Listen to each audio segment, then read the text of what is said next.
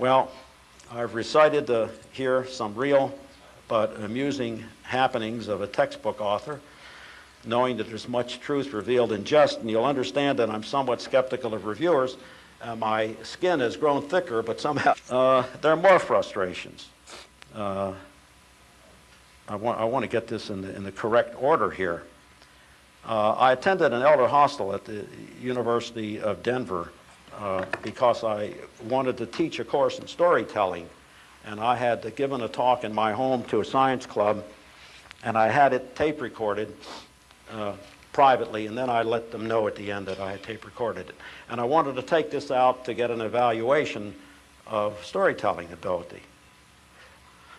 And part of the elder hostel, where these old people go to keep learning, was storytelling. And at the same time, the American Association of Physics Teachers was meeting at the University of Denver, and I didn't want to go to physics meetings except for the banquet and the opening reception and, you know, and all that stuff. So it was great. I got there, and they had changed storytelling to stories about Colorado. Well, you know, that let me down. And moreover, the second part of the three-part of the elder hostel was astronomy and cosmology, which I hardly needed. So I went, and there's this guy teaching it who said that he was a nuclear engineer, but he fell in love with astronomy, and he decided to give up his career and spend his time teaching astronomy to the public. And from now on, he was going to teach at elder hostels. He was really idealistic. And so he starts this lecture, and the guy is really good. I mean, he's as up-to-date as the latest issue of the Astrophysics Journal. And he has marvelous metaphors. I mean, the guy was a terrific teacher. And somebody asked a question, I guess I forgot myself, and he starts to answer, and I raised my hand. I said, I think you misinterpreted the question. And from the back of the room, I hear a voice, a female voice, let a teacher teach. Like, keep your damn mouth shut. Let the teacher teach. Who the hell are you to be telling him? You know, it was like a sword right through. And so I was quiet. And at the end, I go up to the guy to apologize to him for interrupting. And it turned out that he did misunderstand the question, by the way. And he looks at my name tag, and it says Resnick. He says, you're not the Resnick. Well, I said, yes, I am. And he gets down like this. He takes my hand, kisses my hand. He says, you're my God. He says, I have the first edition of your book, and it's my Bible. I'll bring it tomorrow. Will you sign it? Meanwhile, the class is back there wondering what the hell's going on here.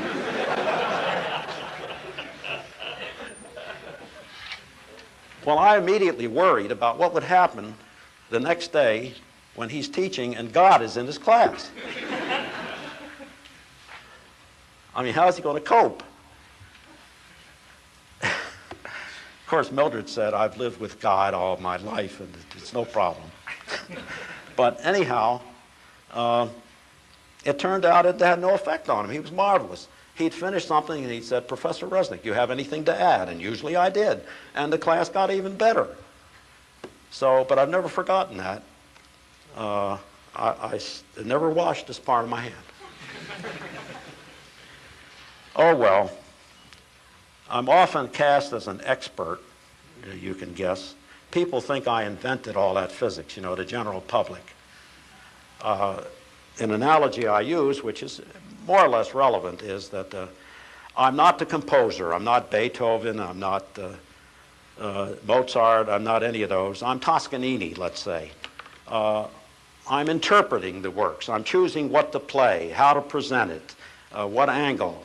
I'm the educator. I'm the composer. I'm not the composer. I'm the conductor. But they still believe that I invented all that stuff. You know, you're still an expert. I was afraid to say I'm not Haydn because that's a pun.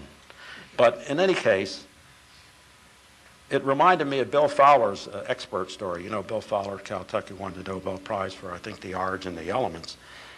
He had his thumb was very badly cut one day, and he had to have it taped and bandaged by the doctor, physician, and he despaired of that nuisance, and so he went back to the doctor and says, "Can I get rid of this damn bandage?"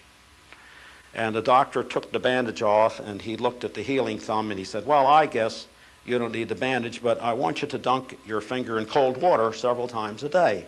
And Fowler said, cold water? My mother said to dunk in warm water. And the doctor said, well, your mother is wrong. My mother said to dunk in cold water. So we get our MDs and our PhDs, and with all that authority, we teach what our mother taught us. You just can't beat mothers. Oh, well. Anyhow,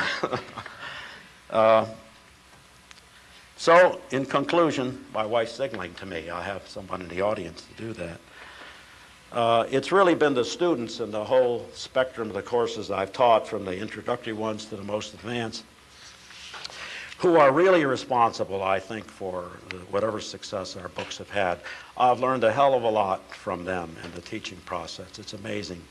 And of course, you know the way many of you have learned physics is to teach it, teach from it. And often you learn from the students too. So I have to take the blame, I guess, for whatever's wrong or bad with the book. But I think I was sensitive to the moods of the students, and that helped. From the bored ones to the brilliant ones, and sometimes that was the same person. So, as I say, I'll take the blame for things that perhaps are wrong, but I feel the students deserve much credit, and I guess I want to end that way in gratitude to all the students I've had throughout my career. So, thank you very much.